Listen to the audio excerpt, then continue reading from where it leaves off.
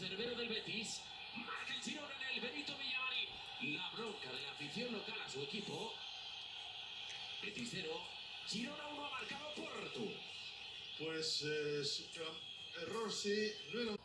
Pero va a ser el mexicano. El mexicano ha cogido el balón, lo ha plantado, ha hecho caso omiso a lo que le han dicho sus compañeros. Y él se va a encargar de lanzar la falta. Ahora también se aproxima Cristian Tello. Le pegará Guardado el balón en el interior de la media luna del área. La barrera del Girona muy próxima a la frontal del área pequeña de la portería que defiende Bono. 84 y medio de partido. Betis 0, Girona 1.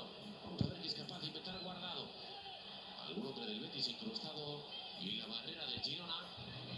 Dará permiso el colegiado. Así lo ve Bono. Difícil. Lanzará la falta del Betis. Ahí va Guardado. El golpeo. ¡Golazo!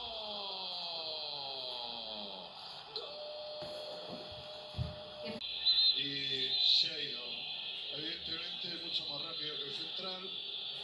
Fallo De Durmisi, tremendo. Fallo clamoroso de Durmisi. Y siempre está Portu. Siempre, absolutamente siempre. Lo ha marcado entre gritos de jugadores mercenarios. Así es el fútbol. Y la gente está enfadada. Pero el gol es un golazo.